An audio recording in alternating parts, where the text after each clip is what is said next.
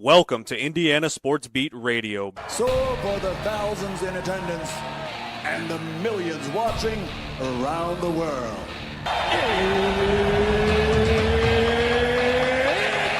Time! Three on the way. Oh! It went in!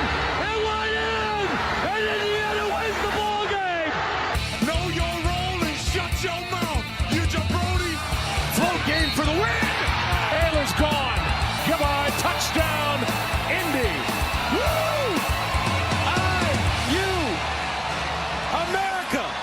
They got a football team now. It's pretty simple. I win. Google me. You know that I'm the cream of the crop. Oh, now, here's Jim Coyle. Happy Monday. Welcome aboard. Glad to have you along for the ride and great to be with you. Hope all is going well. And I hope everything is going well for you. And your weekend was a good one. Got the week to start off. Looks like it's pretty nice out there. A little fog this morning, but giving way to some temps.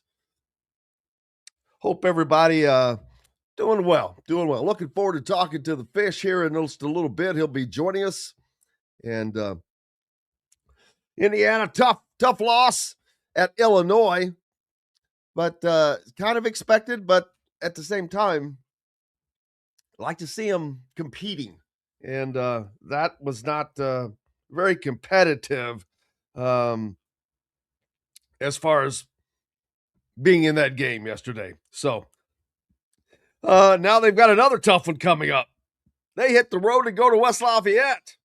It's not going to get any easier there. So, but they match up with Purdue much better. As far as Illinois is just, man, they're so talented. They're so long. They've got so many different guys that can score. It's crazy. They're one of the top teams in the country. Arizona goes down again to Texas Tech. No surprise. And I say that only because no surprises. There are just too many good teams out there. It's hard to go through unscathed. Getting by with one or two defeats is an accomplishment. Trust me, in this day and age, it's getting something done.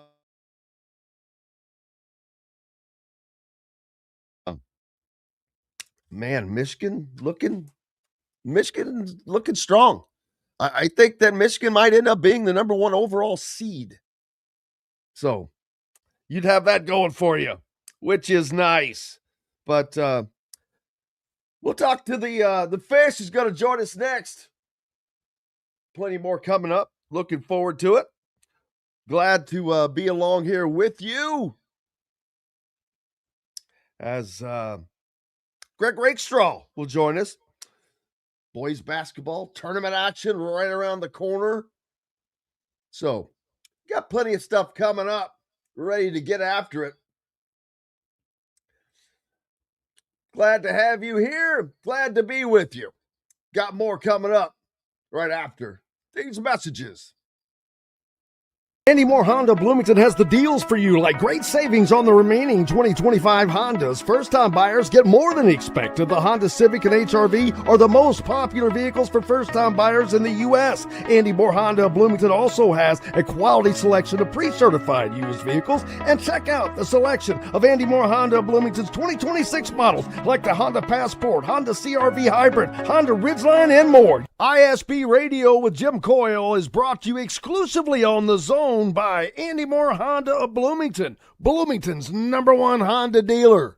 If you're looking for a new home in the Indianapolis area, you need Cheryl Sizemore from Brick and Ivy Realty. Cheryl Sizemore has over 2 decades of experience, and that could be the difference in getting the home you want in today's tough housing market. Reach out to Cheryl at CherylSizemoreSells@gmail.com or 317-701-0838. That's 317-701-0838. Let Cheryl Sizemore sell or find your new home today. Zach Browning here to tell you about an offer you simply simply can't pass up. If you're looking for the best coverage of Indiana football and basketball, which includes recruiting, weekly chats, podcasts, as well as access to the best national team out there, then look no further than thehoosier.com. The best part, it's just $1 for the first week. Oh, and did I mention that you get a full year of access to The Athletic when you sign up? You can't beat the coverage, and you can't beat the deal. So head over to thehoosier.com today and sign up for just $1. It'll be the best decision you ever made. Bored, Bloomington? Dave & Buster's can fix that. Eat and drink your way through our all-new menu. Play half-price games every Sunday through Thursday. Watch all your team's wins on a 40-foot screen and 30 HD TVs. And level up with the high-flying human crane that puts you in the game. Private game suites, our exclusive arena, and more. Only at Dave & Buster's on 731 South College Mall Road. Welcome back, Indiana Sports Beat Radio on this Monday. And as always, glad to have the voice of the Hoosiers, Don Fischer, along. Don, a tough game over the weekend for the Hoosiers as they had to head to Champaign to take on one of the best teams in the country, Illinois. And they're just, man, they're so talented, Don. Brad Underwood does a tremendous job rebuilding every year, and he's done it again this year. There's no doubt about it. They're a very skilled basketball team, and they've got size that Indiana doesn't have. They've got a ball club that has survived a couple of injury situations. In fact, they're dealing with one right now. One of their best players wasn't even playing yesterday, which tells you a little bit how deep they are. It's a depth ball club, and they've got the size, they've got the skill level. They got a tremendous freshman in the Wagler kid. He's terrific out there. So you got to give him credit. And as difficult as it is sometimes to sit here and say, well, somebody might be better than you. Somebody is better than you, and you can still beat better than you. Indiana's already proven that this year. So from my perspective, yesterday was a tough loss, but it's just one loss. And if it was a 1-point loss or a 20-point loss, it doesn't matter. It's in the loss column right now. Yeah, and the good thing is, as far as we're all looking at metrics and all of that stuff now, that one's not going to hurt them as far as their NCAA resume. They've been playing pretty well. They'd won 5 of 6. They've got some good wins under their belt now. And they've got a challenging, now they've got to go to West Lafayette. It doesn't get much easier, Don. No, it doesn't. And there's no question Indiana's already beaten Purdue once this year. So they're going to be waiting with bated breath in Mackey Arena to give Indiana a whooping if they can do that. And we'll see if Indiana can handle it. But they handled it the first time, but that gives me confidence that they can handle it a second time. And you can't worry about where you're playing. It's how you play.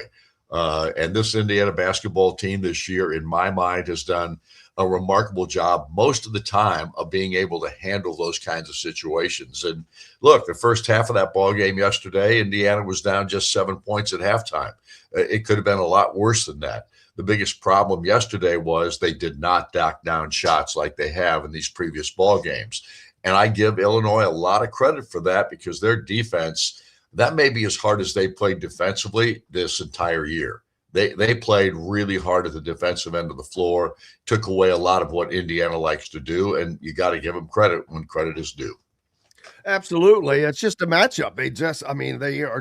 They're very, like you said, they're so long and athletic and quick. It's hard.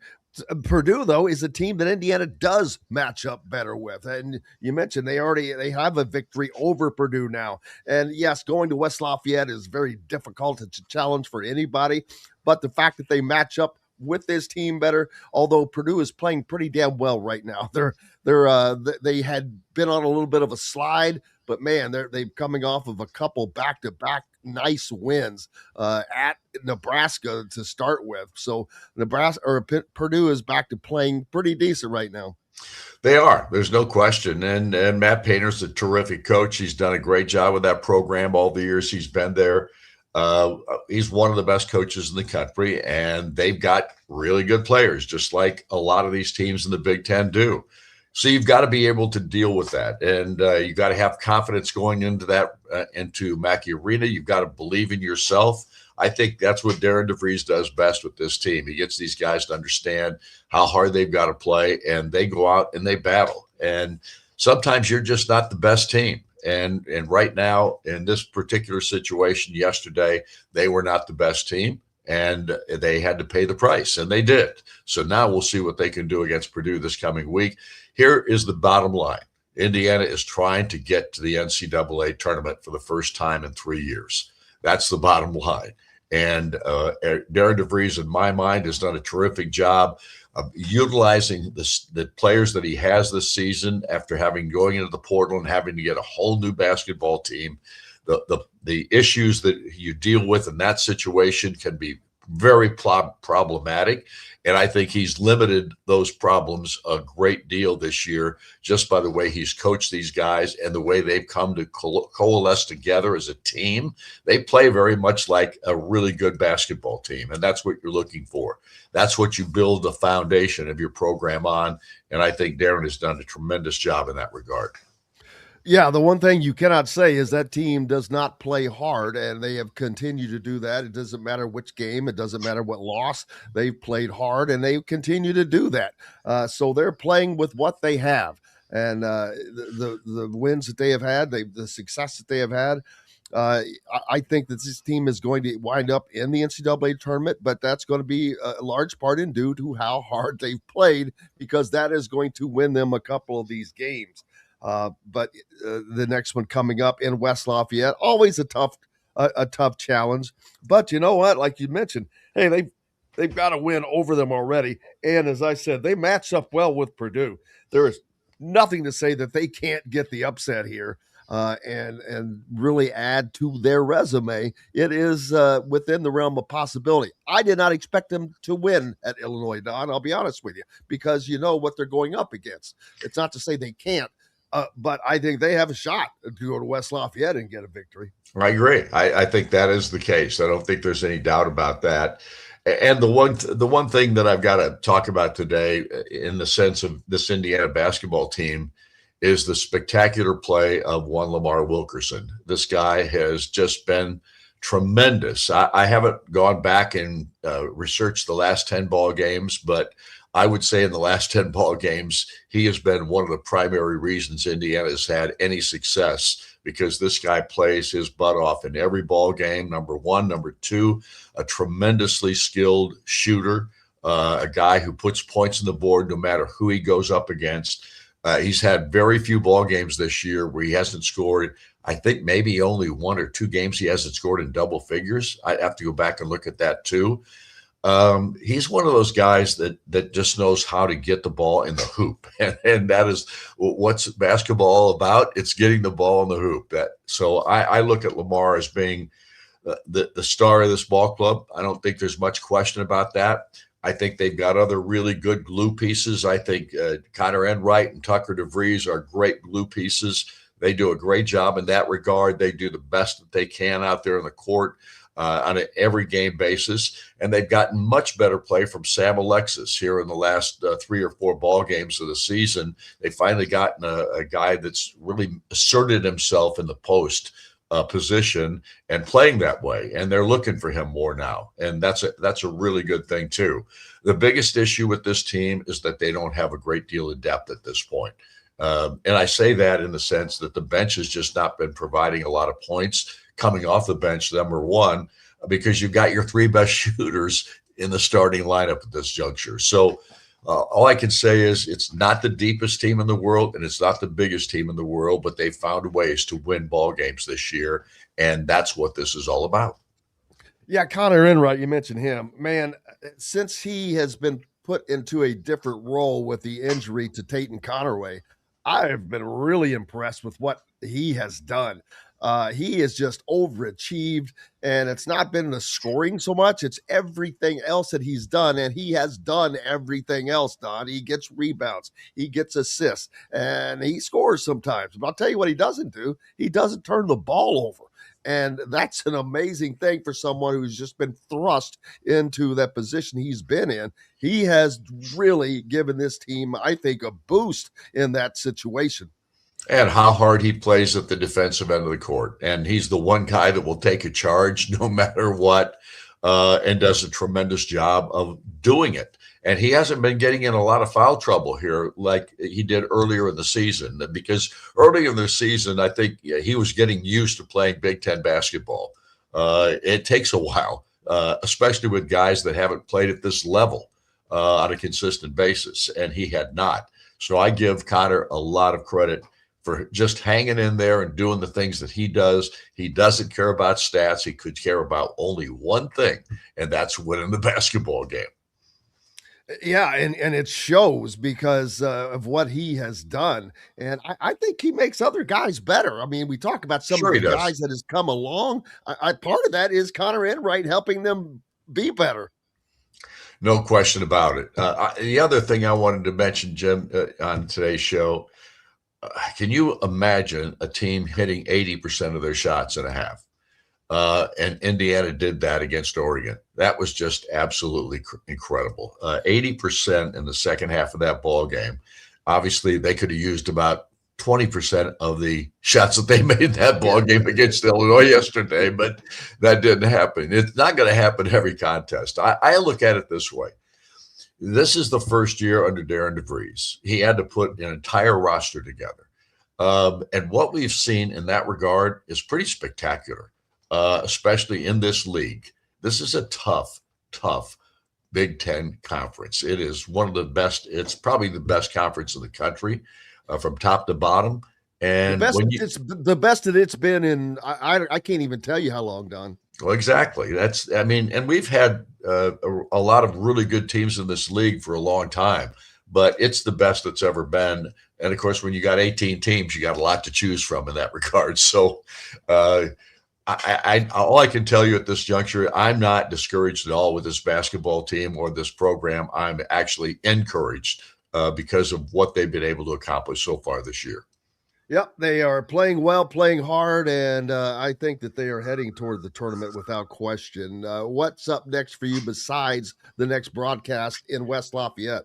Well, we've got the Hoosier Hanks tonight. We'll be at the Hoosier Hanks restaurant location down in Bloomington, and we got a talk show with Darren DeVries. We have not had a talk show with the head coach but one time this month, so we're getting this will be it because February was a month in which we had a lot of conflicts with the ladies, and we had conflicts on Dame days and things like that. Last week we played on a Monday, which was the normal talk show week, so the coaches show week, I should say.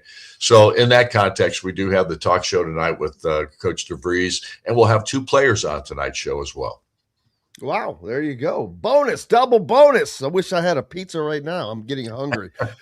The Fish, Don Fischer, joining us, the voice of the Hoosiers. Thank you, sir, as always. Greatly appreciate you. Appreciate you having me. Thanks, Jim. See you. betcha. There he goes. The voice of the Hoosiers, Don Fischer, joining us as he does each Monday. The Hoosiers coming off of that tough loss at Illinois, which, like I said, I was not expecting a win there. Let's be honest. I just think that Illinois, and that's because of Illinois. They're just pretty damn good. They're long, they're lean, they have so many weapons, and they don't even have all of their weapons. Is it Andre Stojakovic not available at the moment? The son of Pete Stojakovic, or Andre Stojakovic, or whatever his name is. But then all the other players, the Visic brothers, who are just wicked. They're that freshman Keaton Wagler. Holy moly! I mean, they're loaded. They are loaded, and they're playing well at the end of the season. I mentioned number one, Arizona took another tumble, this time at Texas Tech. But again, man, interconference games are tough, and the Big 12 is a tough-ass conference. So if they were to get through that thing unblemished, that would have been something. Right now, what Michigan is doing, pretty amazing. The Big Ten, I mean, I know that there's argument back and forth between the Big Ten and the Big 12, but with good reason. But Big Ten, at worst, is 1A, 1B with the Big 12, toughest conference in the country. And Michigan, I think they have one loss right now at home to Wisconsin. That is pretty amazing that they have gotten through this season the way they have, with the Big Ten being as strong and as deep as it is. Yeah. You know, it's called the Big Ten, which we all know that. But the funny thing is, there are 10 teams that are going to the NCAA tournament from this conference. I feel pretty confident of that. That 11th team, that they're going to have to fight it out. And that's, I think Ohio State right now is that 11th team that they're kind of straggling, like they're out on a string dangling. But they're going to have their opportunities to get in. They've got games to play. Indiana is one of those. Indiana closes their season on the road at Ohio State next month. Kind of an important game. I don't think that that's going to make or break Indiana. What I think is it could lower them to the 11 seed. But it might depend on what they do at the Big Ten tournament. If they can get a win in the Big Ten tournament, if they were to lose at Ohio State. I'll tell you, a big game coming up is Michigan State at home. That's a game right there that if they win that game, they can lose at Ohio State, and that will not sting. If they beat Michigan State, it could help propel them to a 9 seed. That's the only difference that I see. And actually, as I've talked about, I don't think you want to be a 9 seed. I'd rather be a 10. If you're a 9, you've got to play number 1 in your second game. So, yeah, that 10, even 11 seed, you're better off. But we'll see how it ends up. Making the tournament is what's most important for that team, as they have not done so very frequently recently, and that is just still mind-boggling. But for Darren DeVries to make the tournament with this team, I think it's an accomplishment. And I'm not knocking this team. I'm just saying we all know that the difficulties that they have, as far as they're not that they don't have the depth, and then the particular positions where they are lacking, specifically in the paint area. When you've got Lamar Wilkerson, you're not lacking on the perimeter. How that dude continues to just do what he's doing, crazy, man. He's looking at being an All-American this year. Glad to have you along on this Monday. Appreciate you being with us. Got plenty more coming up. Back with more right after these messages. Andy Moore Honda Bloomington has the deals for you, like great savings on the remaining 2025 Hondas. First-time buyers get more than expected. The Honda Civic and HR-V are the most popular vehicles for first-time buyers in the U.S. Andy Moore Honda Bloomington also has a quality selection of pre-certified used vehicles. And check out the selection of Andy Moore Honda Bloomington's 2026 models, like the Honda Passport, Honda CR-V Hybrid, Honda Ridgeline, and more. ISB Radio with Jim Coyle is brought to you exclusively on The Zone by Andy Moore Honda of Bloomington, Bloomington's #1 Honda dealer.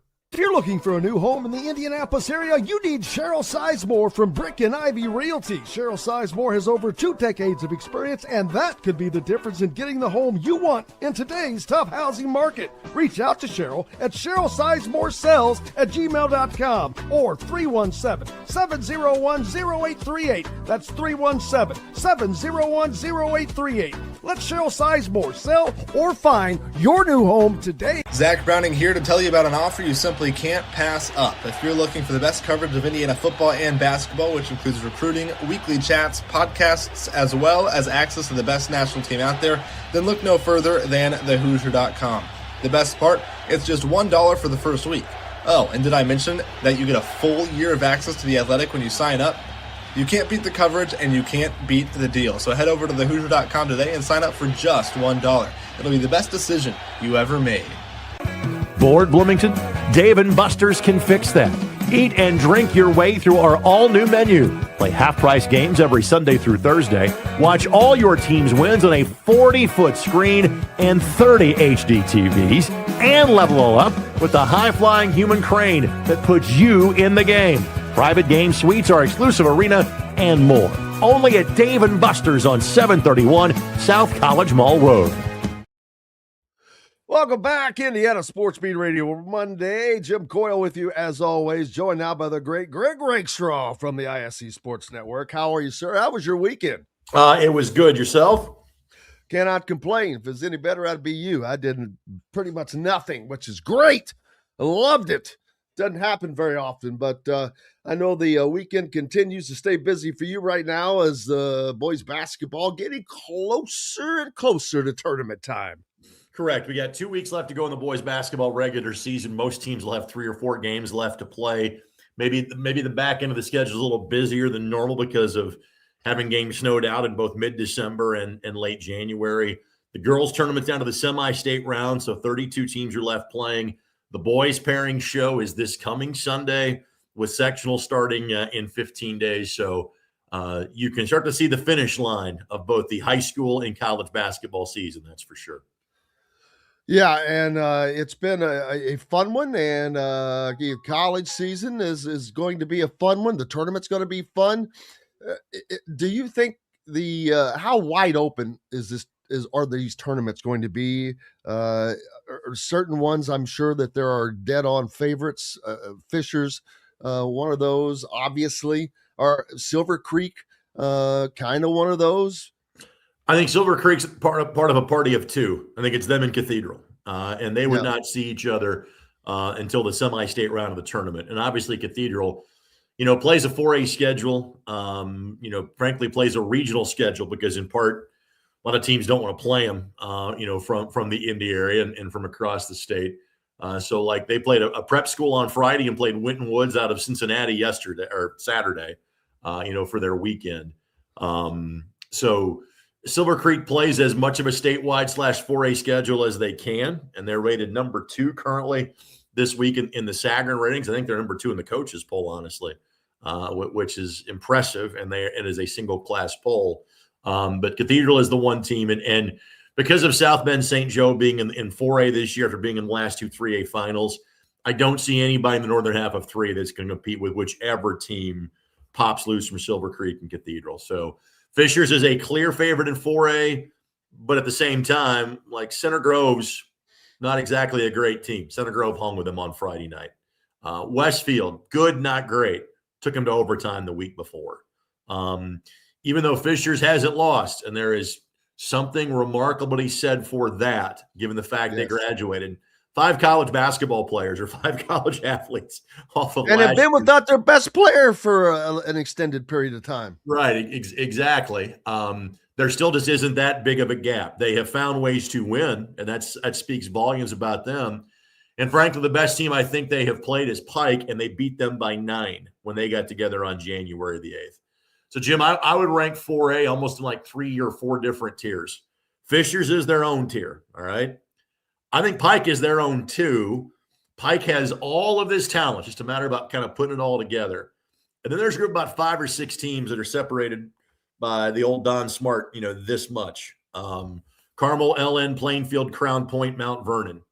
For example, Pike and Mount Vernon played each other on Tuesday, and the game went to overtime. Mount Vernon hit 19 threes and lost at Pike on Tuesday night. Then there's another tier like Ben Davis will be kind of just below that group. So it's a really deep year, but Fischer's is in their own level right now. And of the rest, I think Pike can separate themselves, potentially give Fischer's a best run for their money. And just a reminder, It could be Fishers and Pike in the state championship game. Fishers goes north, Pike goes south. The Hamilton-Marion County line is kind of the dividing line as to which direction you head in the state tournament. Yeah, it's going to look to be a fun one, no matter what. That's all that matters is competitive and seeing these different teams win, different communities get involved. That's always fun to see when it comes to tournament time, because there's nothing I remember that was more fun, even besides playing the sports I played. Was watching my high score, getting to go through all that stuff. It was just a blast, man. I remember getting to go to Seymour. It's all we cared about, baby. Heading up there. And, kind of like Romeo Langford's, days at New Albany, because in his days, and this is basically not guaranteed to be the case, but often is, sectional, regional, and semi-state were all played at Seymour in the first 15 to 20 years of the class era from that path. And so, we kind of joked, we're like, I wonder where Romeo ranks on the Seymour's all-time scoring list, because he basically played about 20 or so games. Yeah. And maybe even 25 or more during his career, at the, Scott Gymnasium. And so it is, there are certain places that are like that. Southport's kind of that, in the Indianapolis area, because you play in the Marion County tournament, maybe your sectionals there, playing the regional, you're probably playing there. You hope to play the semi-state there. So certain gyms that are like that across the state of Indiana. The Hatchet House, baby. Yep. They'll hold their fair share of games too. Yeah, it just always fun. Just getting to that. What else is going on in your world? I know that you guys stay busy on the ISC Sports Network as well. Correct. So, for example, we've got games. Let's see, Tuesday, Thursday, Friday, Saturday. Next week, it would be Tuesday, Wednesday, Thursday, Friday, Saturday. Week after that, sectional at Noblesville, plus probably a little small college, the NAI Crossroads League conference room on the women's side, because Marion is a top 4 or 5 team. I used to tell people that once they got past the sectional, life slows down. Now I'm kind of the point of saying, listen, let me get through the semi-state, and then life slows down a little bit for me. So now things will be hopping for us for the next month or so. But it'll be fun, because this is the most exciting time. You have games and results that sometimes you don't expect, and that just adds to the intrigue and adds to going forward. But getting to be also a little envious of you, getting to be in these gyms, wherever it is, whether it's Southport, whether it's Seymour, whether it's the Hatchet House, the electricity that is in those environments, because it's not just one team. It's usually 4 different teams, 4 different fan bases who are all just as fired up and ready to go. I don't know that there's any other environment, I'm talking including college, that the electricity is not that. It's amazing. Yeah, I consider myself very lucky. I think last year my path was Carmel, was Southport, was Newcastle, then Cambridge Fieldhouse. This year, you insert Noblesville for Carmel, because that sectional rotates between the Mill and the Eric Clark Activity Center. I can set my watch doing the regional at Southport about every year. Last 2 or 3 years, we have sent the 4A semi-state has been at Newcastle. That's where Jefferson has been each of the last couple of years. Normally, because of the number of Indianapolis schools that participate in that, it's Newcastle or Southport, one of the two. So if I spend back-to-back Saturdays at Southport, I'm great with that. But it's funny, Jim, I was having this conversation with a buddy of mine, Jeff Hester, former AD at Columbus North, assistant AD at Carmel, because I saw him Saturday night. We were at Carmel for a boys' game Saturday night. And I actually filled in for JMV on the Fan on Wednesday. He's like, hey, you did a great job with the show. Blah. I'm like, hey, I really appreciate that. Thank you. I said, I like doing that, but not every day. I said, put me in a gym every day. I'd be happy with that. Put me at a live sporting event every day. So I understand. It's a different beast, isn't it? I appreciate your point of view on that.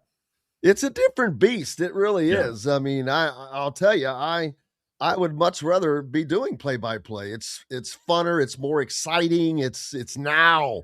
It's live. It's a story. You're getting to deliver a story live It's for people. It's like listening to an audio version of a book, but this is one that has. You don't know where this book is going to go. You have something no different idea happens every the day, twists Jim. and turns. Exactly, and that's what's great. Right. Something different happens in every game. Something that is unexpected tends to happen. I made a comment because, for example, Carmel beat Avon handily on Saturday night, which I kind of expected. Avon's a 500 team. Again, you could be a mediocre team in 4A in the Indy area and be a pretty good team. That's probably Avon. But Avon's out their best player in Jedediah Manette, who's a 40% three-point shooter, 21 points per game scorer. So you find that out, and you're like, it's not going to be, a great game. And it was 63-36 Carmel. It took about an hour and 15 to play that game. And I walked in and I told the missus that night, I said, rarely do games go exactly as you expect. That is one of them that did.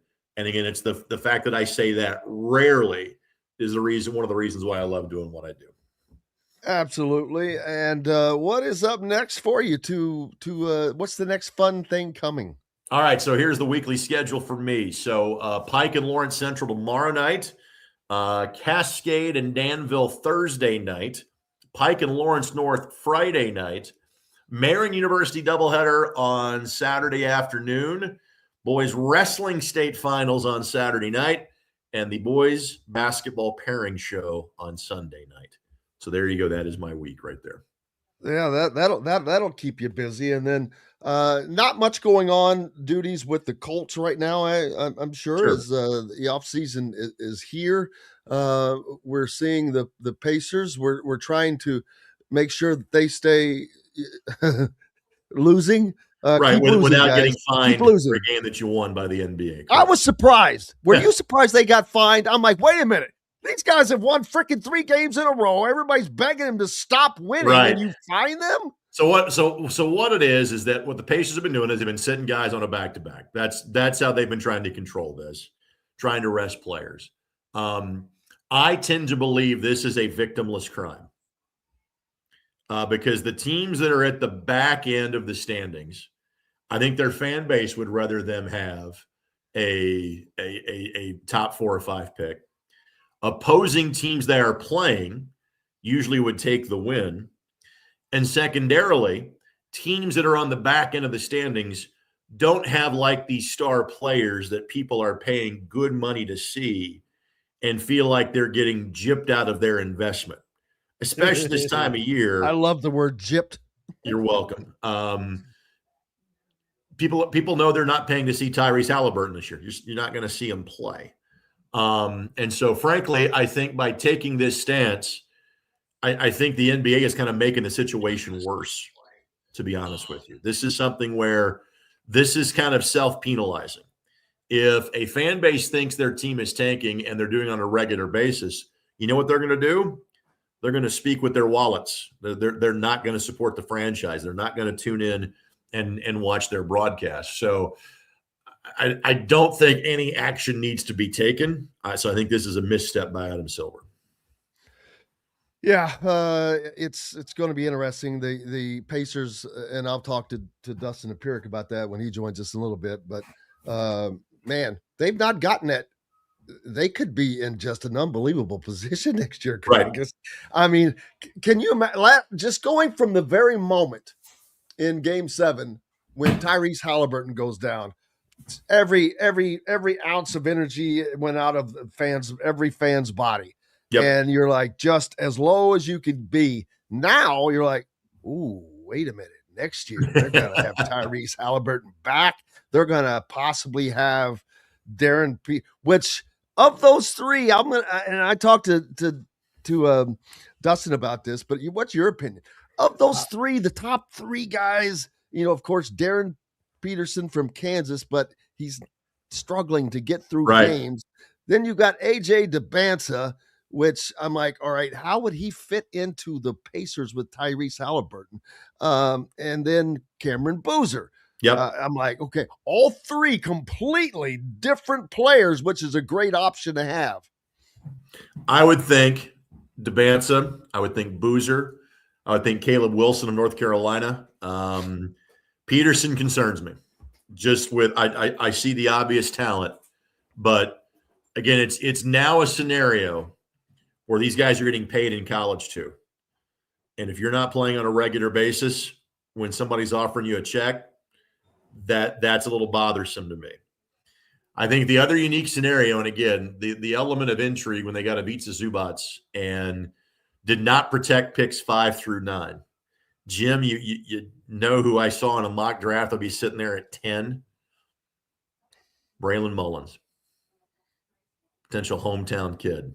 So hey, he is playing. I think the general thought is, hey, you want to be in, and mathematically, I'm not sure if the Pacers can pick 10. I'm not sure how the lottery math works, because I don't think they're going to be any, like their best record might be the 5th or 6th worst record in the NBA. So they probably have to trade it. They probably have to make a there trade. That exists.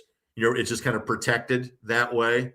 But they could probably make a trade. But probably which not. Which also may benefit them even more so. But right, that pick is, since it's already supposed to go to the Clippers at some point in time, they have to trade back and it's kind of either you get this pick this year or you don't. Your other assets are pretty much locked in. But to your point, like I said, there's some red flags on Peterson that I'm not sure I'm touching. But any of the other 3 help you immediately. And then how about the resurgence of oh gosh dang it, just mentioned him. I forgot the kid from Indiana. Braylon Mullins. Braylon Mullins from UConn. Yeah. How about he has just caught fire too. Having watched him play last year, I'm like, he's going to play 1 year in college and play in the NBA. Just because of, he's 6'4", 6'5", can jump out the gym, has easy range to 25 points, and has 25 feet, and has the athleticism to create shots for himself in the mid-range.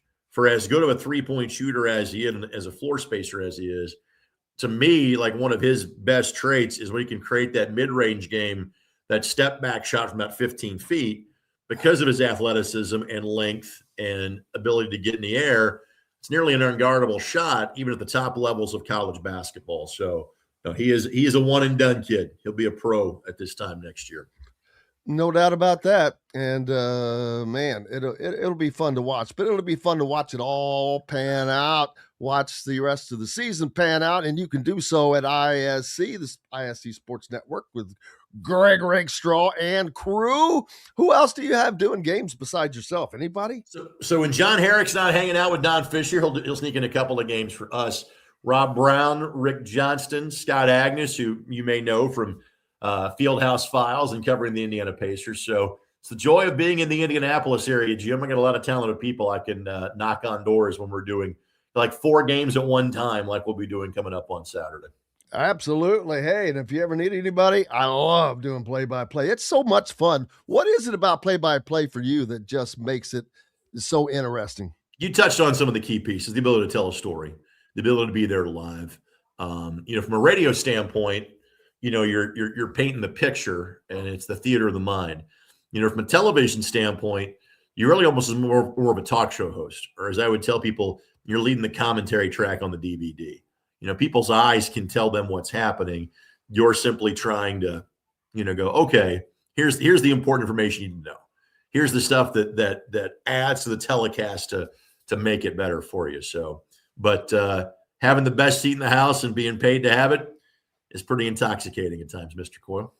I'm sure it is. Greg Rakestraw, no one does it better. Follow him at the ISC Sports Network and everywhere else. It does. Hey, we've got Indy coming up. It's not that far away. It's going to sneak up on us. 97 days away. It was 100 days as of Friday. What will you be doing? What will your duties be there this year? So I'll be on the PA for race day morning. I'll be on various different PA shifts throughout the course of the month. Then I host the post-race show for the fan, and I've done that now for, this will be year number 13 that I have done that, and other duties as necessary. So my May tends to be crazy in the best way possible.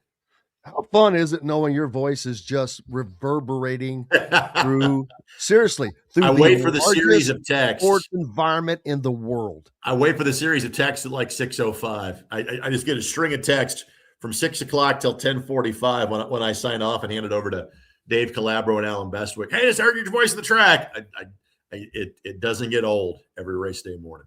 What are the texts about? What are they texting you about? Hey, you're sounding great. Hey, I hear you in turn 2. Hey, I'm hearing you in turn 4. It's almost like, people think because they can hear me, we're having a direct conversation. So I get these series of check-ins as people arrive to the Indianapolis Motor Speedway. Well, I guess that's always good. And yet another spectacular year. I had Al Unser Jr. on not too long ago. Yeah. And he gets to ride around Florida in his RV. They stay at a, they'll drop anchor at certain places, and then he'll be returning up to Indianapolis area here soon. But that's a pretty good way to spend the weekend. Just had the Daytona 500 this past weekend. Man, it looked like Chase Briscoe again. He had all the speed in the world, but Daytona is one of those super speedway tracks where, bam, it bit him, and he got bit just riding along and gets knocked out of the race. Those races seem to be more lotteries, Jim, than anything else. It is, and it's not like it used to be. Now it's just the art of survival in that race. Correct. Or Talladega. It's great that if you make the race, you have a chance to win it, because that's not the case at most other tracks. But in that one, I think it is. I think it is much luck as it is anything else. You don't have that in IndyCar racing. No. And part of that is because in NASCAR, you can use the car a little bit. And by that, I mean, reach out and touch somebody. You can't do that in IndyCar. You touch somebody, it's over. Right. For both of you, most likely. Yeah. And just watching IndyCar has kind of, I don't want to say surpassed NASCAR in general fandom. Everybody has their specific groups, but I think that IndyCar, because of two things, the stars, they have stars. I mean, I can list a list of names that are stars in IndyCar racing that people know. That's not the case in NASCAR anymore. You got Denny Hamlin, and you've got Kyle Busch and the guy drives a 6 car, but they're not winning other than Hamlin maybe. And so they're just kind of there. IndyCar is, I asked this of Dale Earnhardt a couple years ago, but they've got stars, and it's more fun to watch their racing, I think, now. I'm glad you feel that way. I hope more people feel that way too, because it's been my favorite series for a long time. Greg Rakestraw, you can hear him doing everything. Appreciate you, my friend. See you next week. Absolutely. Greg Rakestraw from the ISC Sports Network joining us here on Indiana Sports Beat Radio on this Monday. Dustin Dopirak will join us next in the next segment.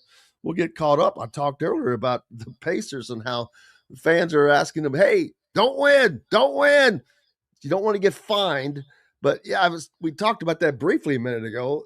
The 2 fines last week, the Utah Jazz, $500,000, but the Pacers get fined $100,000, which seems like, that was almost like, okay, you don't deserve a fine, but we're going to give you one just to make it look good. Because man, the Pacers, they've had a couple of winning streaks here, not much distant past. So, and I know it's down to sitting certain guys, but man, they're playing to win. So I love the fact that they can tank and still try hard, or, at least when they're in there, because you definitely don't want to see them fall out of that top 3 and getting that draft pick. Maybe it's the top 4. Who knows? Does Darren Peterson drop? Does he stay in the top 3? That's going to be interesting to see because of the question marks surrounding him. He is, and we don't know why he's not making it through entire games. It's just a big question mark as to why that is happening. We don't know. I'll go ahead, and we're early. I still have about 5 minutes before we need to go to break, so I'll go ahead and bring Dustin in with me early. Dustin, sorry about that. Let's talk about tanking, Jim. Let's talk about tanking you. Let's talk about No, that wasn't going to work. Yeah, no, it never does. Trust me. Wait a minute. What was? Never mind. We're just going to roll past. Yeah, I was just trying to, hey. That was not. Nope. Anyway, we're gonna go with it. That's what editing is for, my friend. You're not even editing this, are you? You're just gonna put this out there. You're just gonna. I go straight up in. They love it, but no, I mean, I've never seen a team that they're not. To me, I don't see them as tanking, man. I see them as playing. I know that that fine was based on sitting players, as Greg Rakestraw said a little bit ago. Yeah, but I'm like, man, a team that wins 3 in a row twice, and they're playing. So their fans are asking them not to play so hard. So I don't see them as tanking personally, but it's going to become, I get it. It's going to become an art this last part of the season because of the importance of those upper 3 draft pick or 4, maybe 4 of where you want to be. The lottery's 4 now. So I mean, let's just break this down on a couple of different levels. First off, the lottery now selects the top 4 picks. It used to be the top 3. Now it's the top 4.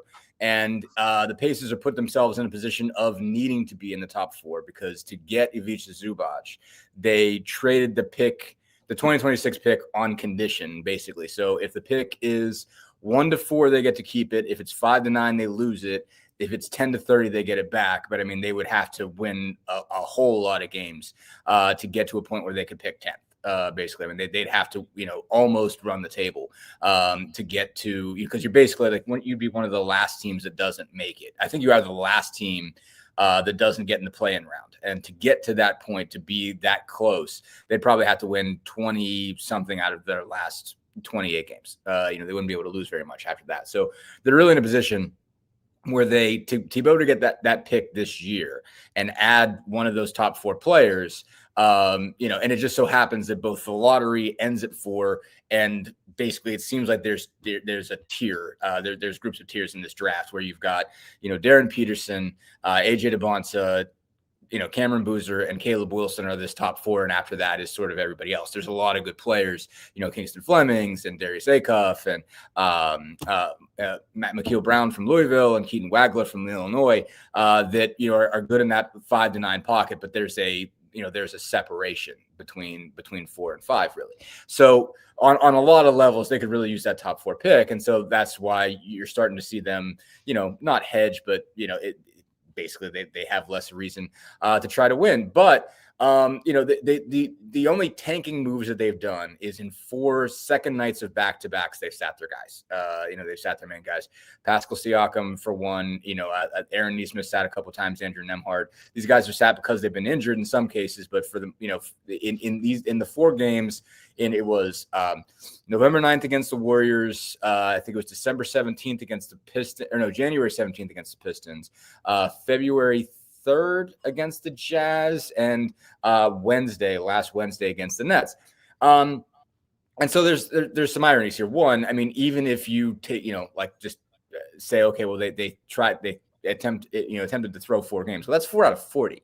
They were trying hard and still lost, the other 36. So they're not in this position because they were sitting players. They were going to be pretty bad, in this way. And so, they were 9-9 where they got fined. So basically the thing that was interesting that really stood out to me was, basically the first time they kind of sat everybody, they were already pretty ragged hurt to start with. They only really sat 2 guys for rest purposes, and it was Nesmith and Siakam back on November 9th.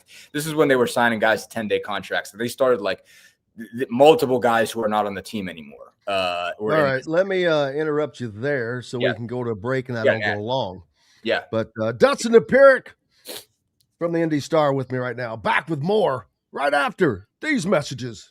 The ISC Sports Network is your home for sports content across the Hoosier State. Find us live on TV and streaming or archived on our website and our app. The ISC is your one-stop shop for the content you want to see, including high school sports, college sports, and other great events throughout the year. Subscribe to our streaming service and get access to it all. ISC. Local lives here. If you're looking for a new home in the Indianapolis area, you need Cheryl Sizemore from Brick and Ivy Realty. Cheryl Sizemore has over 2 decades of experience, and that could be the difference in getting the home you want in today's tough housing market. Reach out to Cheryl at CherylSizemore@gmail.com or 317-701-0838. That's 317-701-0838. Let Cheryl Sizemore sell or find your new home today. Andy Moore Honda Bloomington has the deals for you, like great savings on the remaining 2025 Hondas. First-time buyers get more than expected. The Honda Civic and HR-V are the most popular vehicles for first-time buyers in the U.S. Andy Moore Honda Bloomington also has a quality selection of pre-certified used vehicles. And check out the selection of Andy Moore Honda Bloomington's 2026 models, like the Honda Passport, Honda CR-V Hybrid, Honda Ridgeline, and more. ISB Radio with Jim Coyle is brought to you exclusively on The Zone by Andy Moore Honda of Bloomington, Bloomington's #1 Honda dealer. Dave & Buster's Bloomington is the place to eat, drink, play, and watch. Enjoy half-price games every Sunday through Thursday, a new menu to dig into, and next-level upgrades like private game suites, the high-flying human crane that puts you in the game, our exclusive arena, and more. Only at Dave & Buster's Bloomington, 731 South College Mall Road. Yeah, baby. Welcome back. Indiana Sports Beater Radio on this Monday. Joined now by Dustin Dopirak from the Indy Star. We were talking about tanking, the Pacers, and we'll get back to that. But Alex asking thoughts on KD message links. His messages leaks. I have no idea. I missed that entirely. I'm not gonna lie. We were on vacation this weekend, so I totally missed. I didn't see it either. So Alex, give us a heads up. I don't have the ability to. All I know is apparently there's. I just saw it kicking around the internet. I've been mostly looking at the. When I have been looking at the internet, I've been looking at the tanking discourse. So somewhere in the midst of all the All-Star coverage, there was apparently some. Rumor that they had discovered Kevin Durant's burner Twitter, I think, because Durant is an all-time great Twitter user, I guess, in terms of just his insults, his cutting people down. He finds people cutting him up and he manages to level them. And he is one of the great, truly great trolls of all time. Basically, he is a master, and Halliburton's a pretty good troll, honestly. He's pretty good at kind of undercutting your argument. And is anybody better than Lane Kiffin? Lane Kiffin also makes himself available. Lane Kiffin is far more open to being criticized, I think, than Durant is, because Durant's one of probably the 20 best NBA players of all time, and that's a conservative estimate. Lane Kiffin is Lane Kiffin. But yes, he is that kind of. He is one of the all-timers as far as Twitter is concerned with that. So I guess that's a thing. I don't know. I don't know why he needs a burner, because he's pretty honest on his open account. So I don't know. I've got no idea what's going on there. So I don't have enough of an opinion yet to be able to speak on it. I just know that's the thing kicking around the internet. That's as far as I've gotten so far. Yeah, well, it's all fun. And now it's coming down. The NBA's trip. Yeah, that it is. And now we talk about these 4 draft picks, the top 4. Yeah. And Aaron Peterson, who was the apparent number 1 for so long, but as this season has gone on, his lack of, they always say the greatest ability is availability. Sure. And he's certainly lacking in that category, but we don't know why. That's the thing. Is this something that's going to change? Is it the same thing? What the hell is going on? I know some of it's different. As I understand it, he missed the Arizona game because he had flu-like symptoms. So unless that's just a lie, and unless secretly Bill Self is just sick of him, then that's certainly different than what it's been. It sounds like it's been cramps. It's been, a hamstring deal. It's been kind of like upper leg kind of stuff, as I understand it. I mean, I've only followed it so closely, and it's college ball, so it's not like they have to put out an injury report every day. I guess they don't. I mean, I know the Big Ten does now, so I'm not sure how far along the Big 12 is as far as reporting stuff is concerned, but it's not like the NBA where you literally have to file one, like they literally come out every 15 minutes now. So yeah, I'm not sure. And certainly that's the red flag that everybody's going to study, and that's why you have a combine, and that's why you have medical evaluations and all that kind of stuff. I mean, they are going to, like you go to Chicago and you have a medical eval, and if there's red flags on that eval, then people are like, hey, this is a guy that you can't put, you put everything on, and I do think too, what it does is I think. Whether he goes number one or not becomes dependent on, who that team is and what they need. I mean, I think the situation the Pacers are in, other teams are going to need their centerpiece. The Pacers don't need a centerpiece.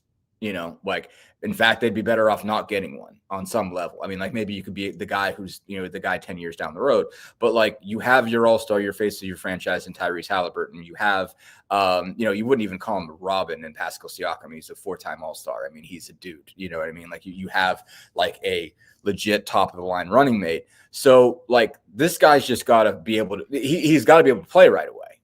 For the Pacers, like basically whoever they get, if they get a top 4 pick, they need a guy but he can be a second unit guy. I mean, you can run out mostly the same 5 that you had last year and just put Zubac, Ivica Zubac as the center.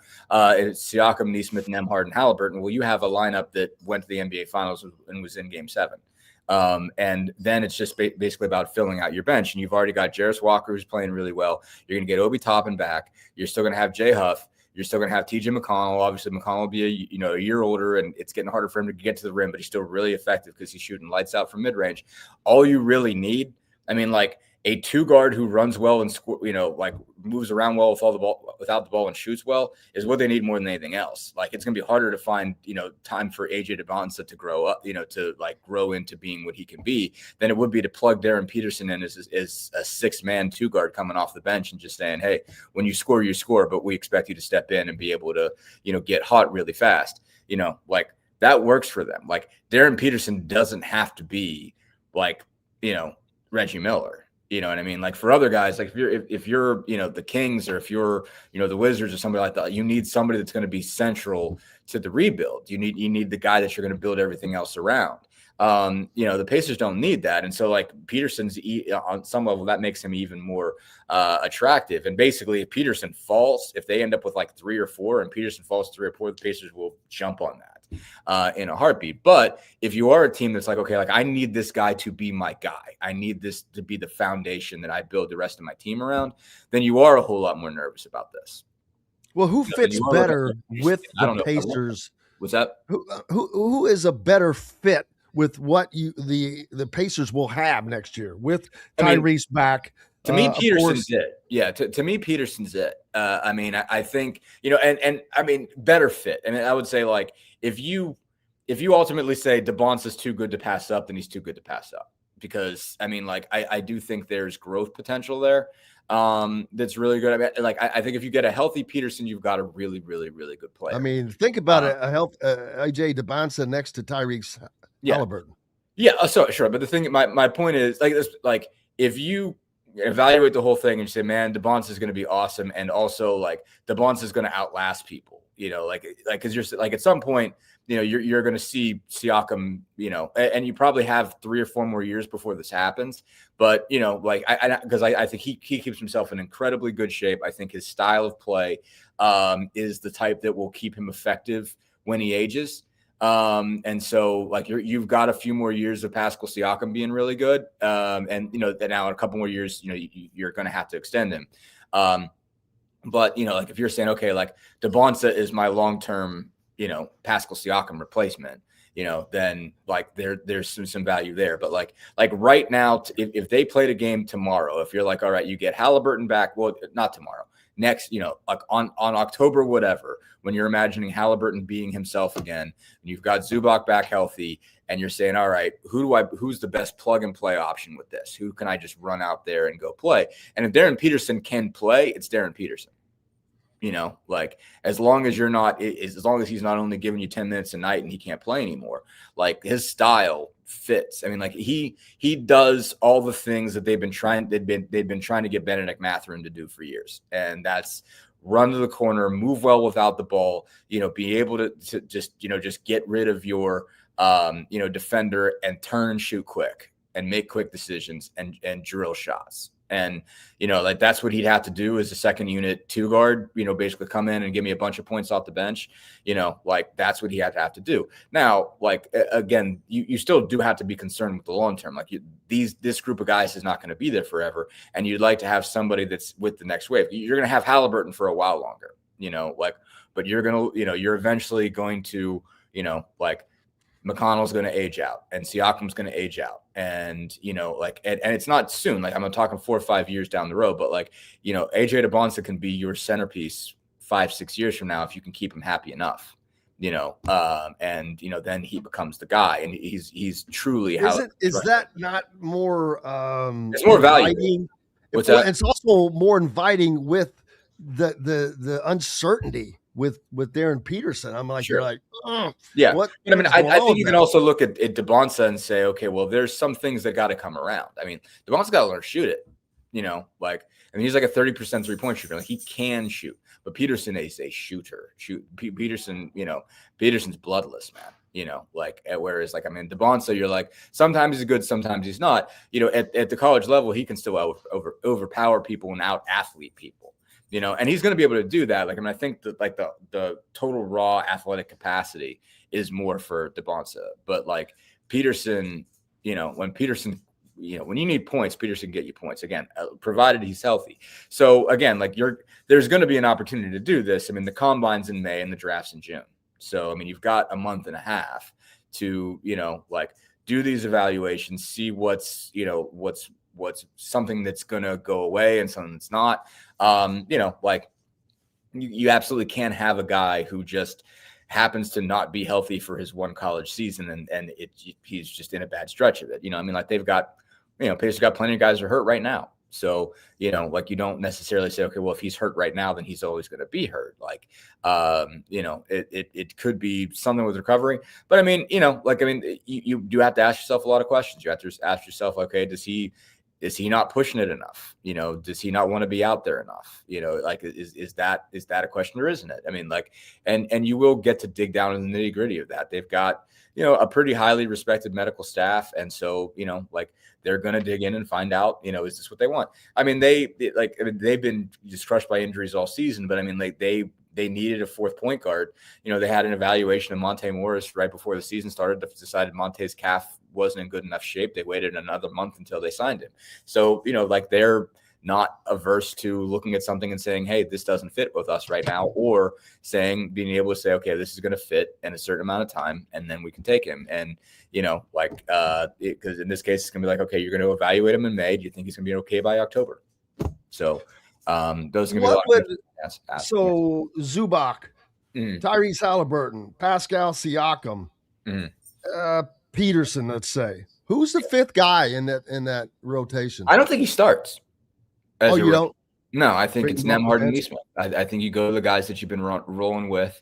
And if he wins the job, he wins the job. But Andrew Nembhard and Aaron Nesmith have earned their stripes. They have earned their stripes. They have earned the right that when when you're going back at it again, those guys, I mean, they're proven defenders, proven ability to move the ball, proven ability to fit and do their role.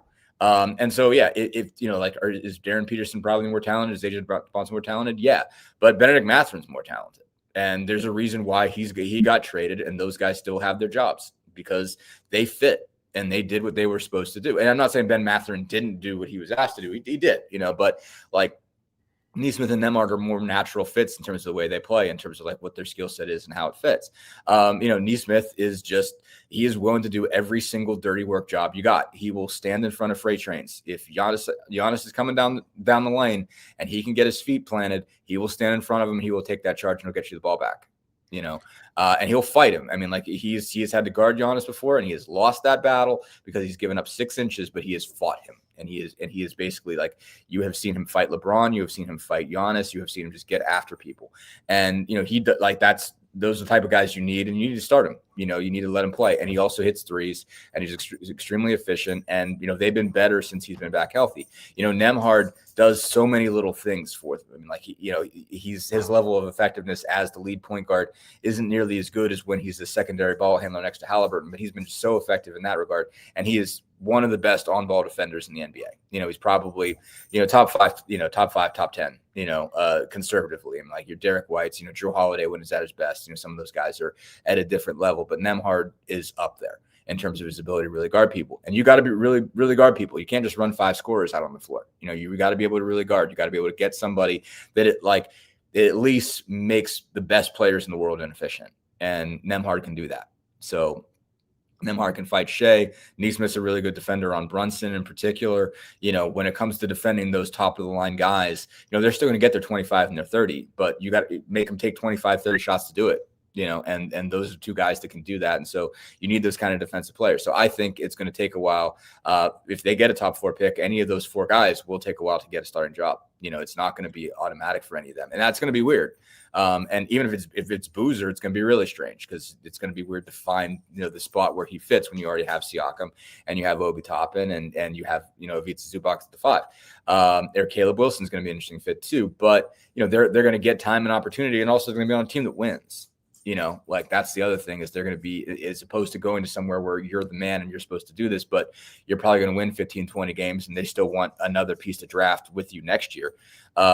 These guys, anybody who goes to the Pacers, if they got one of those top 4 picks, those guys will be able to come off the bench, and now they'll probably get a better opportunity than Jarris Walker did when he was picked 8th. They're going to be able to move up. They're going to be able to at least be on the second unit to start with. With Mathurin gone, there's going to be opportunity for minutes there. Ben Shepherd probably gets moved back a little bit and sort of probably be in that 3rd group. But that player will have an opportunity to be on the second unit on a winning team and play a lot of meaningful minutes.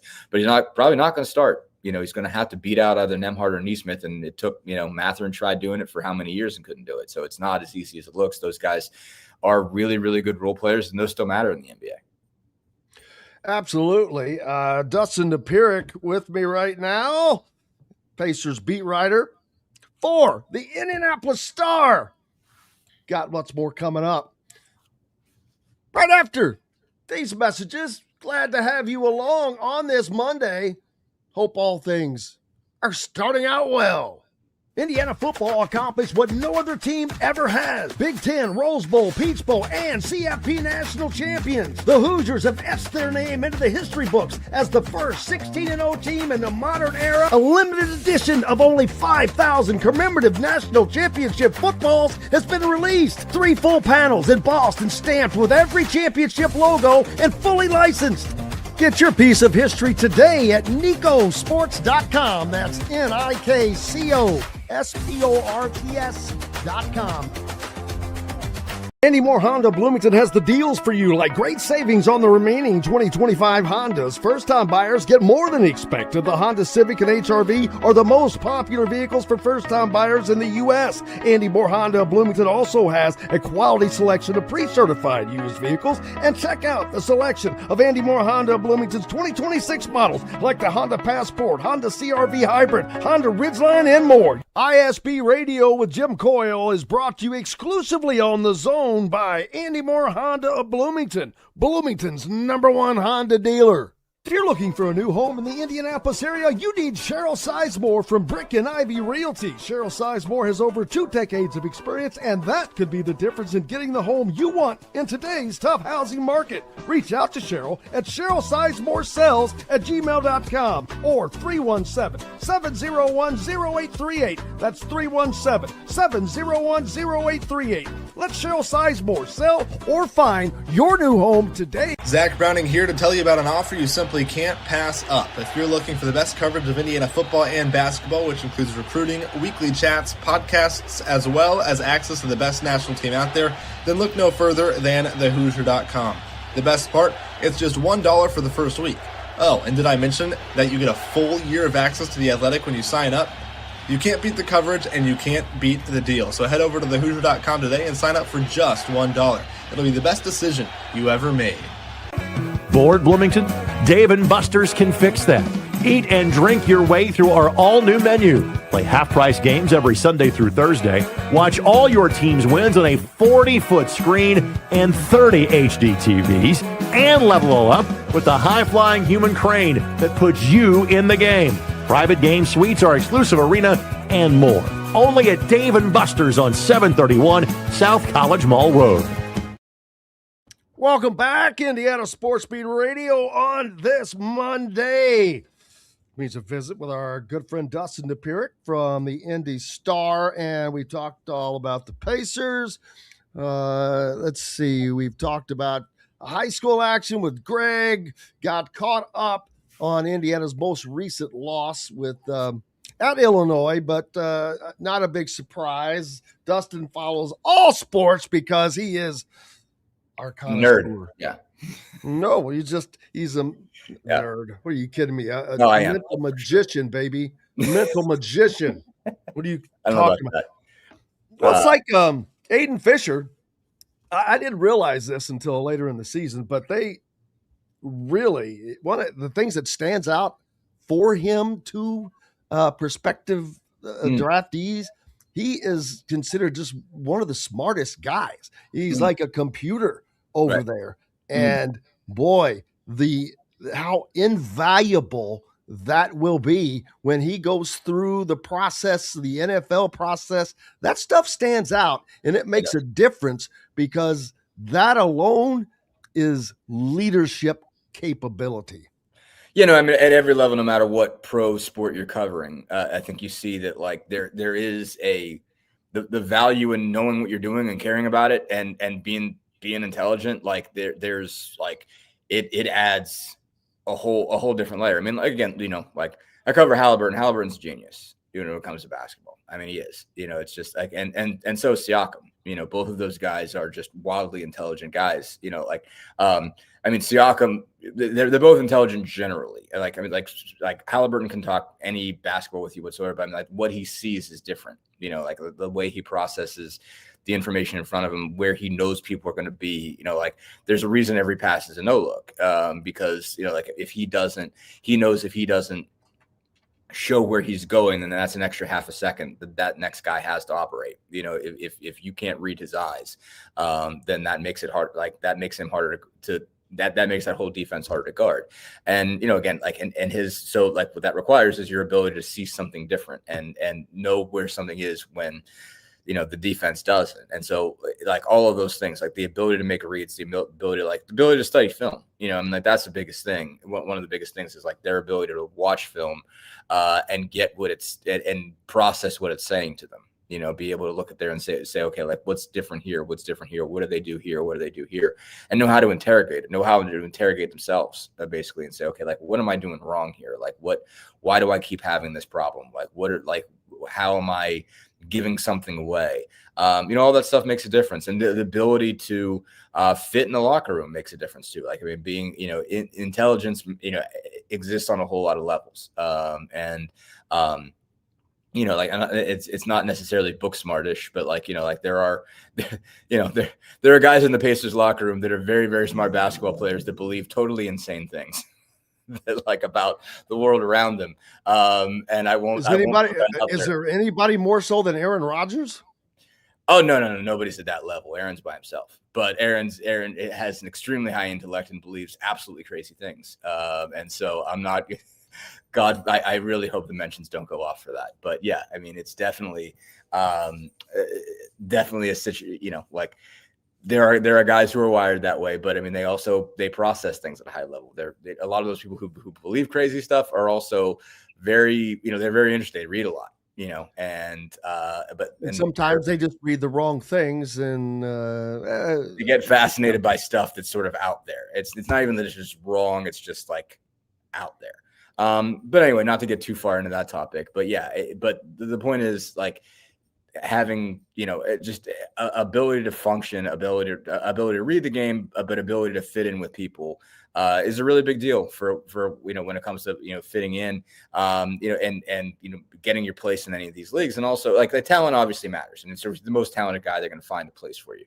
But hanging around, being a good teammate matters. Being a good teammate matters. Being smart and being able to just fit in a group matters. If you're if you're further down the list, but if you are one of those people who's going to be a 4th or 5th round draft pick in the NFL, like the intelligence is top of the line. Like, cause like, you're going to be on scout team and you've got to be able to show like you can figure out what the other team's doing and being able to recreate it. Like that stuff is going to matter, and that's going to keep you there for a little while. And then you move up and you have your opportunities. I mean, I know like I only covered 1 year of the NFL, but that was one of the things I always respected about Mike Tomlin is they gave practice squad guys a chance. Basically like if they had an opening, if somebody got hurt, their first look was to the practice squad before they would look to go sign free agents, and they would invest in the practice squad. But like the way that you earn a right to get there in the practice squad is you take the study seriously, and like it's not just about being able to lift the most or run the most or whatever. Like you stick by being able to study what they ask you to study and recreate it. And so so if you can do that, then you're gonna be able to read the other team's defense, that kind of stuff. And so if you're gonna be able to, it tells you can be able to make reads on the fly. That stuff absolutely matters at every professional level. And, that's why they have a Wonderlic test, like in the NFL. And it's always a weird deal. And for those who don't understand, the Wonderlic test is given to quarterbacks only, I believe, right? Is it? I don't know. I mean, the only ones that ever leak are the quarterbacks. Yeah. So, and the Wonderlic test is a cognitive test to test your ability to make decisions under, boom, boom, boom, boom. Yeah, it's like you're looking at this stuff and you have to check it down like real fast. Like you have to answer like 50 questions in like, I don't know, 10 minutes or something like that. Like it's one of those where it's like, it's not like, your test in high school where you had the whole of the period to, you don't. It's basically like if you're a quarterback on a play and you're dropping back. Yeah, you have 4 or 5 options. You've got to go through all 5 options and I guess give descriptive answers as to why or whatever. But that's just an example. That's not what it is. But what are some of the other goofy things that they do? Do you remember? At the combine? Yeah. I mean, well, it's everything. I mean, they do, like, what is it? I mean, you run your 40, you do your bench press, your vertical leaps, and all of that is normal. Drills. The 40-yard dash and then the quick drills, and then they have guys. A lot of the quarterbacks have to throw. Fernando Mendoza not throwing. He said, done that, been there. But he already knows who he's going to be drafted by. We pretty much nothing's guaranteed, but. We pretty much know he's going to Las Vegas. Yeah, well, I mean, he'll bring in everybody for a pro day in Indiana and throw to his own receivers. That is the privilege of being. If you're a first round quarterback, you get to say you're coming to my place.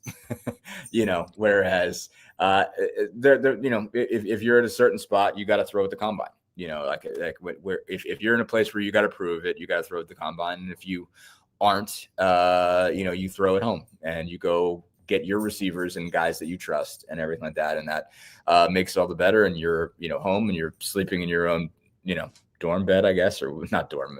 None of those guys are in dorms, but you're sleeping at home, you're hanging out with your crew, and it's different than that 4 days when you're to the combine, you're being sent here and you're being sent there and you're being sent this and sent that. You have it makes for better conditions, I guess, or I don't know, at least agents think it does. So that's what the custom has been over the last however many years to, like if you're a top flight quarterback, you throw at home, but you do other stuff at the combine. And I'll be honest with you. Last year at Indiana's Pro Day was my first look at Fernando Mendoza. And I was like, ooh, this cat, he's got a deep ball, man. He's got a cannon. He's got an accurate deep ball. And that's when I saw that. And I was like, oh, wow, because he was throwing these 50-yard throws nonstop to these guys. So was he throwing in the pro day? Like did they have him throwing? Okay. Yeah. Sorry. For wide receivers, I guess? Or like Yeah, exactly. Maxine's Curtis question. Rourke was there, so I don't know. Well, I mean, they probably wanted to run it through, so the receivers had more opportunities, like so that you're not, basically you're not putting all the throws on one guy's arm. Because I think I'm trying to remember if I'm thinking of pro days I covered years past. Somebody recently asked me, did they have pro day back then? Yeah, they did. They had pro day for DeMarlo Belcher and Terrence Turner. Are you talking about Indiana? Yeah. I was going to say, I don't remember many of them because they didn't have many guys to promote.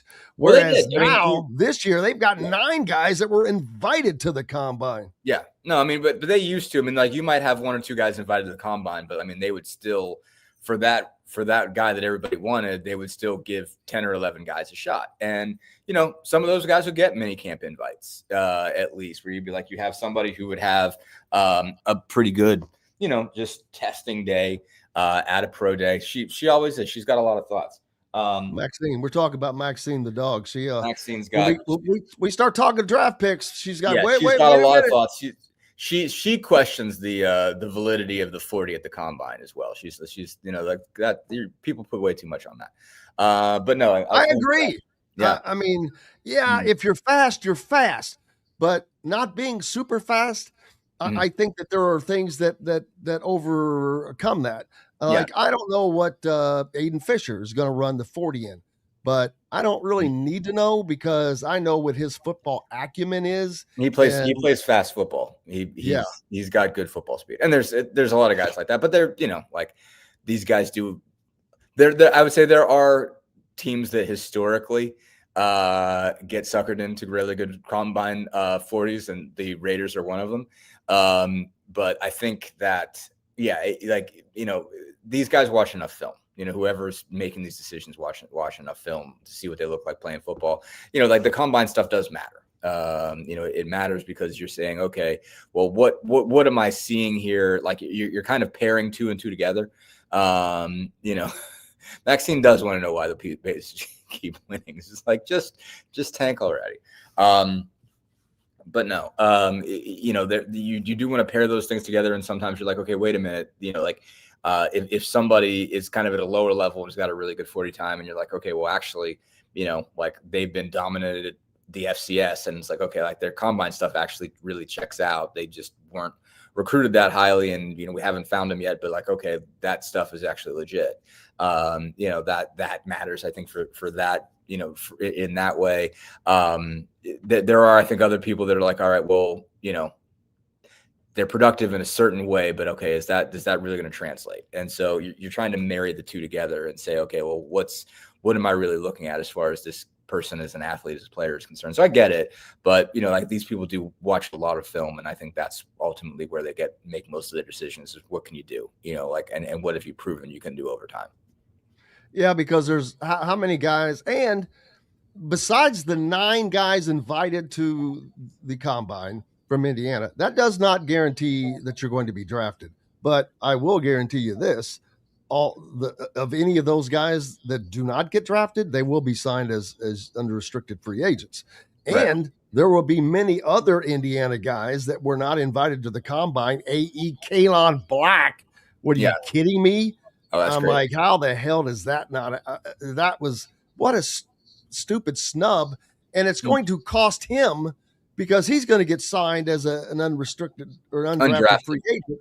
But he's not going to be for the same amount of money. Those guys don't make the same amount of money as the guys that get drafted.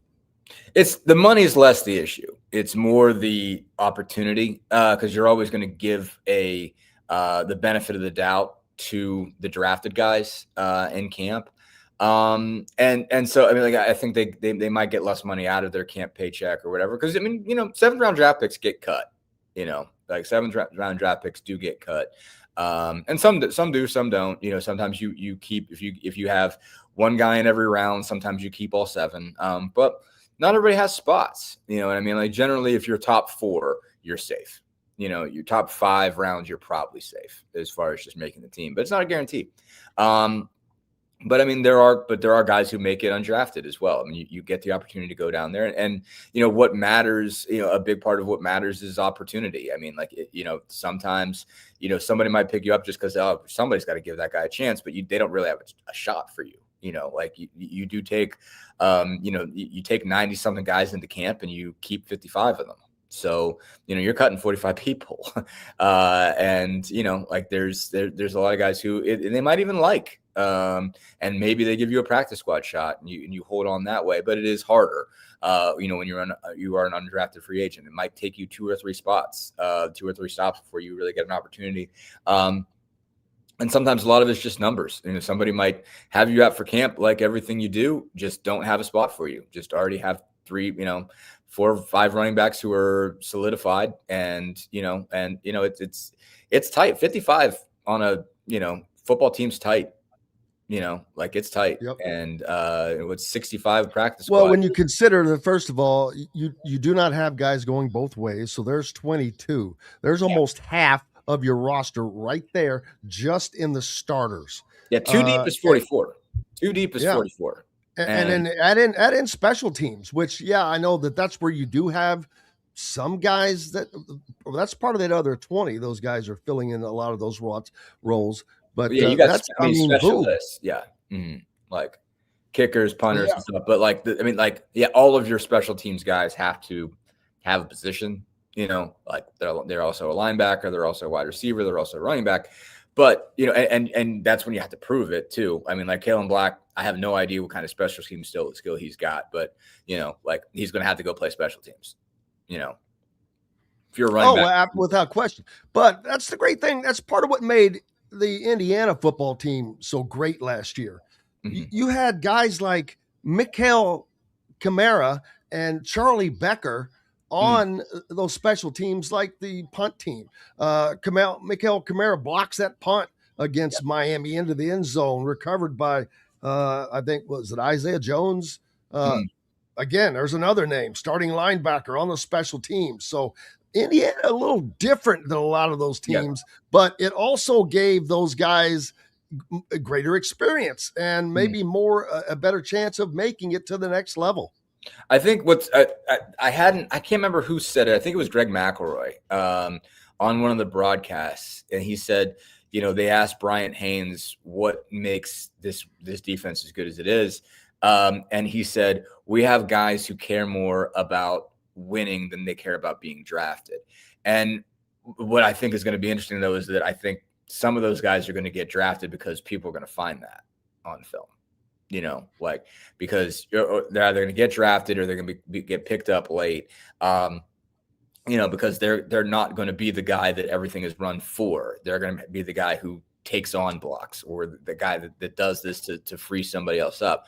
If they've shown you can do that already, that makes a difference. I mean, again, you got to be athletically gifted enough for them to trust you to be able to do it at that level. Like you have to, that kind of stuff, when you're not when you're not putting up production, but when you are the guy who's helping the other guy out, like that they have to look at that and that has to check out. And they also have to be able to prove that, like, okay, you can athletically handle this.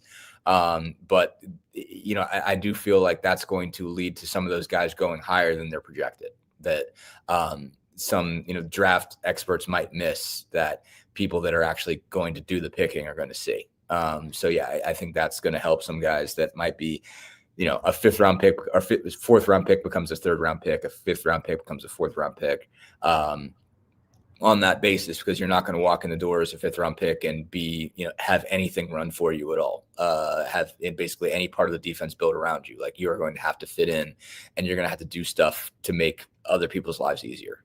And so if they've proven they can do that already, that's going to help the cause. And I thought that was a fascinating, I think, out of the things that kind of thread together. Okay, why did this happen? That was, I think, one of the more interesting kind of touch points was Brian Haynes, who apparently told Greg McElroy that in like one of those TV meetings that McElroy, sort of made public, I guess. But I thought that was really interesting. Because I think they were going through film and saying, this is why we're good. And, Haynes, they asked him that, and Haynes was able to distill that pretty quickly. And I think that says a lot for how this whole entire production went. Plus, you look at these players, none of them were, big time talent as far as rankings and all of that.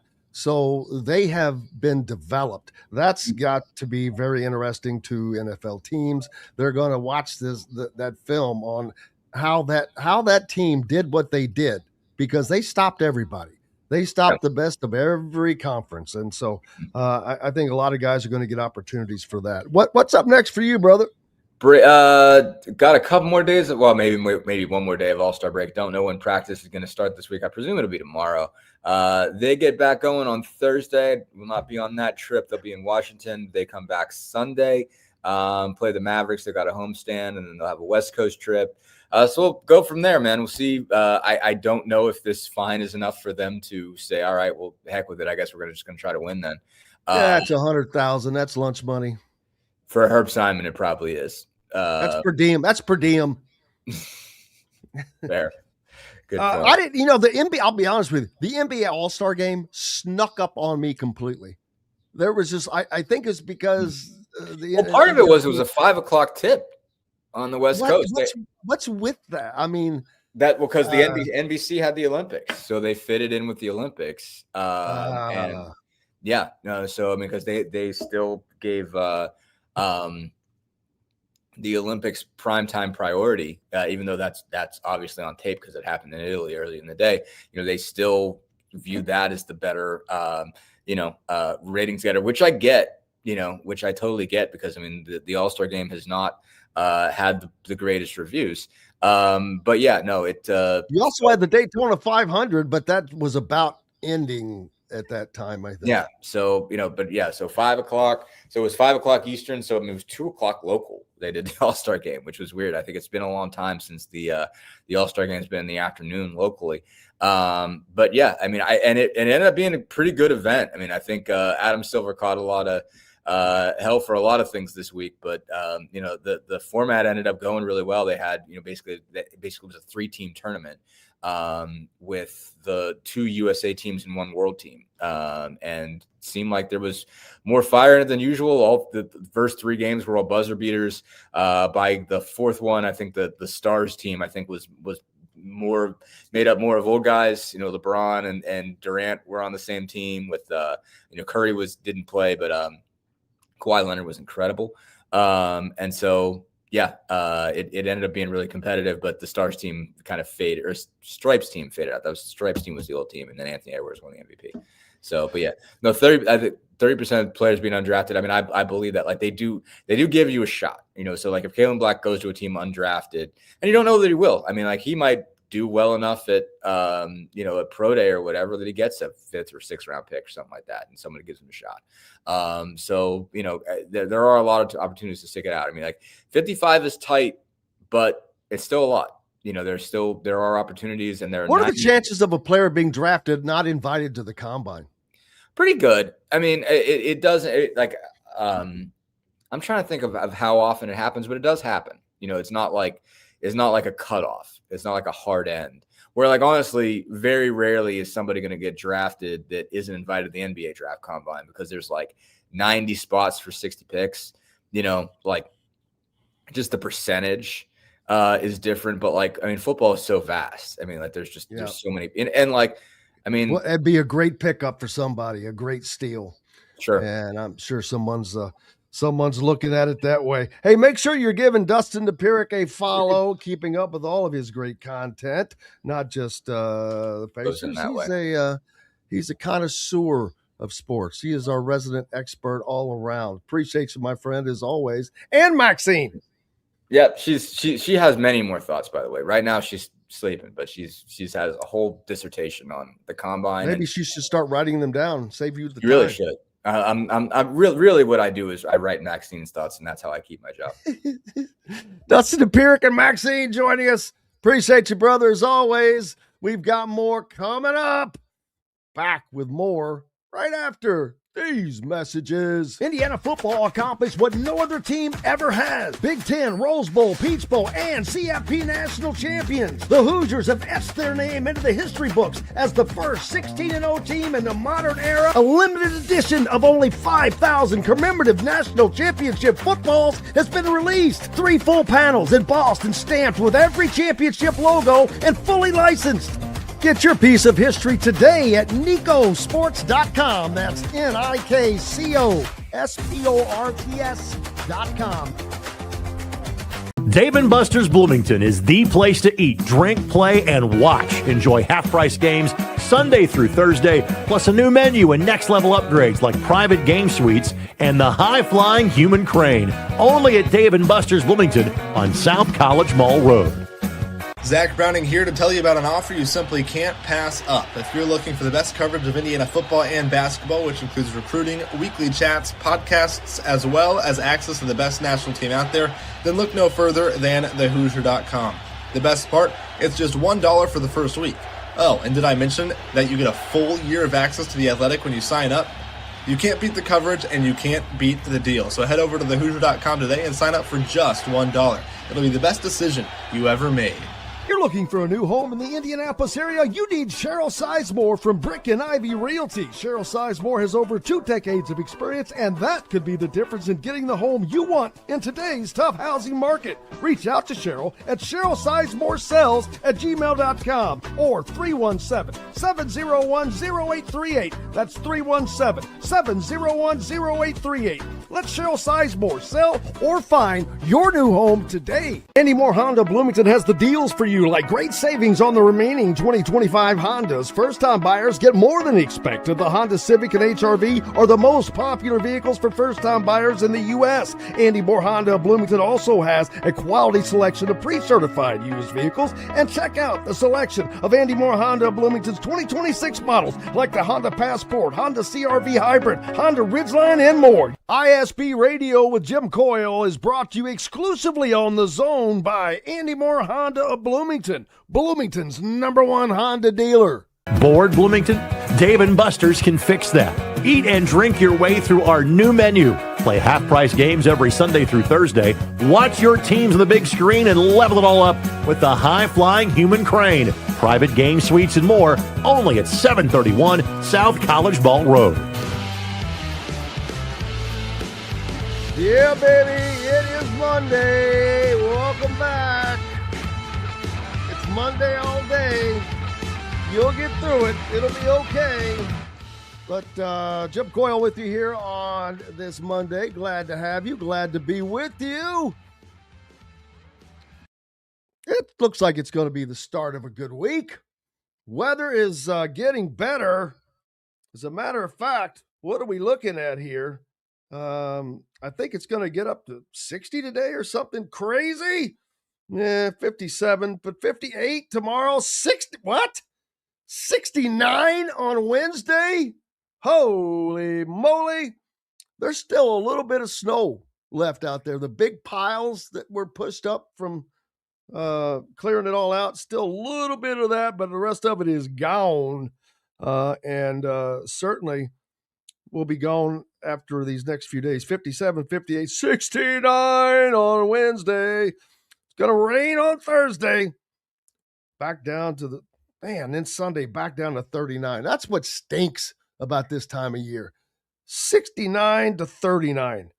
That's a freaking 40-degree swing. That's a lot. That is a lot. But it's okay. That just means we're getting closer to getting outside, It's just going to be that way for a little bit, but that's how it is, right? Indiana heading to West Lafayette. What is that, tomorrow? Man, Purdue playing really well right now. They had hit a lull where they lost, 3 games in a row. Indiana was part of that when they defeated them at Simon Scott Assembly Hall. But they went to Nebraska and won. Then they who'd they beat? They beat somebody yesterday. That was another solid win. Oh, they beat the snot out of Iowa in Iowa City. I think they beat them by like 20. That's a beatdown for that team. That team is not great, but they're Iowa's competitive. They're an NCAA tournament team. They're ahead of Indiana. Well, hell, they beat the crap out of Indiana in Bloomington. So, yeah, that shows you how Indiana loses big to Iowa at home and then turns around and beats Purdue, who beat Iowa at Iowa. So that's why you can't compare game to game. It's just too much difference in that. But Indiana's been playing solid, no doubt. They just need to get everybody on the same page at the same time. If they can do that, I've said it over and over, it can be a dangerous team. If they don't, they're going to struggle. If they cannot get Nick Dorn, and Sam Alexis has been playing well, but get Nick Dorn going again, along with Tucker DeVries, his extended play, they're going to be dangerous. Connor Enright, and that's without Tate and Conaway, because Connor Enright has just been spectacular. I mean, gotta love all that he has done. And the way he has stepped up, talked about it earlier with Don Fischer, it's spectacular. He is making everybody better. He's making his teammates better when he comes into the game. And that is what you're supposed to do. That's how this team can succeed and actually can win maybe 2 games in the tournament.